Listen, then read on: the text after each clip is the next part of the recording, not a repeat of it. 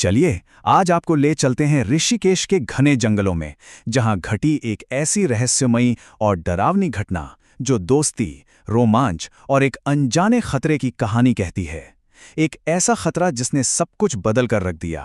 कहानी की शुरुआत होती है एक बहुत ही ठंडी, बहुत ही अजीब आवाज के साथ। जरा सोचिए, घना जंगल, चारों तरफ सन्नाटा और कोई धीरे से फुसफुसाता है, तुम लेट हो गए। तो कहानी का हीरो है अभिषेक, एक नौजवान लड़का जो अपने दोस्तों के साथ ऋषिकेश के जंगलों में कैंपिंग करने आया था। सब कुछ बिल्कुल नॉर्मल चल रहा था, पर तभी उसे एक अजीब सी आवाज सुनाई दी और बस उसी आवाज का पीछा करते करते वो अपने कैंप से न जाने कितना दूर निकल गया।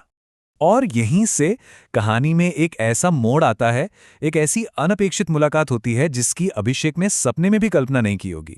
अब देखिए, ये जो बातचीत है ना, ये सच में रोंगटे खड़े कर देती है। अभिषेक घबराया हुआ है। वो कहता है, मैं तो तुम्हें जानता भी नहीं।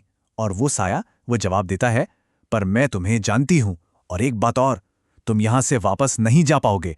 मतलब सोचिए, इस एक लाइन में कितनी बड़ी धमकी छिपी है। तो ये कोई आम मुलाकात नहीं थी। असल में ये एक जाल था, एक ऐसा फंदा जो न जाने कितने सालों से अपने अगले शिकार का इंतजार कर रहा था। सच तो ये था कि वो लड़की कोई इंसान थी ही नहीं। तो सवाल उठता है, वो थी क्या?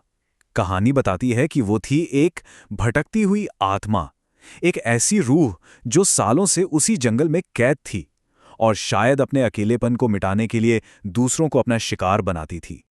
और फिर वो आत्मा अपनी दर्दनाक कहानी बताती है। वो कहती है, सालों पहले मुझे भी ठीक तुम्हारी तरह ही यहां बुलाया गया था और तब से मैं यही फंसी हुई हूं।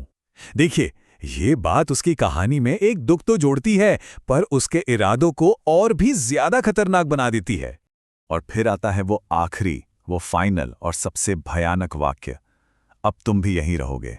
ये कोई धमकी नहीं थी, ये एक फैसला था जो सुना दिया गया था। चलिए अब कहानी का फोकस शिफ्ट करते हैं। आते हैं अभिषेक के दोस्तों सचिन और विकेश पर, जो इस बात से बिल्कुल अनजान अब अपने दोस्त के गायब होने से परेशान होने लगे हैं। जब उन्हें पता चलता है कि अभिषेक तो अपने टेंट में है ही नहीं, तो एक अजीब सी घबराहट फैलने लगती है। वो उसे आवाजें लगाते हैं, उसे ढूंढने की कोशिश करते हैं, पर कोई जवाब नहीं आता। उनकी बेचैनी इन शब्दों में साफ सुनाई देती है, अरे अभिषेक कहाँ गया? उसका टेंट तो खाली है।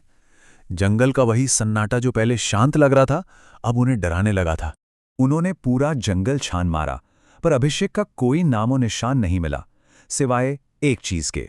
उन्हें जमीन पर अभिषेक का फोन पड़ा हुआ मिला, पर सबसे डरावनी बात यह थी कि फोन बंद नहीं था, बल्कि उसमें एक वीडियो रिकॉर्ड हो रहा था। ऐसा लग रहा था मानो अभिषेक अपने आखिरी पलों में कुछ दिखाना, कुछ बताना चाहता था। और जब उन्होंने वो वीडियो प्ले किया, तो एक ऐसे अनसुलझे रहस्य से पर्दा उठा जिसकी किसी ने कभी कल्पना भी नहीं की थी। तो सवाल यही है कि उस वीडियो में आखिर था क्या जिसने उनके होश उड़ा दिए? वीडियो की शुरुआत में अभिषेक की एक दर्दनाक चीख सुनाई देती है और फिर कैमरा हिलता है और फ्रेम में वही लड़की दिखाई देती है जो सीधा कैमरे में घूर रही होती है। और फिर वो बहुत धीरे से एक ठंडी बेजान आवाज में कहती है, अगला नंबर तुम्हारा है। ये सिर्फ अभिषेक की कहानी का अंत नहीं था, ये उसके दोस्तों के लिए एक नई, कभी ना खत्म होने वाली दहशत की शुरुआत थी। तो इस घटना के बाद हुआ क्या? खैर, अभिषेक कभी वापस नहीं मिला। पुलिस ने अपनी जांच पड़ताल की, लेकिन कोई सुराग ना मिलने पर केस बंद कर दिया गया। अभिषेक का गायब होना हमेशा के लिए एक अनसुलझा रहस्य बनकर रह गया। लेकिन कहते ना, जहां सरकारी फाइलें बंद होती हैं, वहां से लोक कथाएं शुरू होती हैं। वहां के लोग कहते हैं कि आज भी उस जंगल में कुछ खास रातों को एक आवाज सुनाई देती है, एक ऐसी पुकार जो उस घने अंधेरे में गूंजती है, अभिषेक वापस आ जाओ।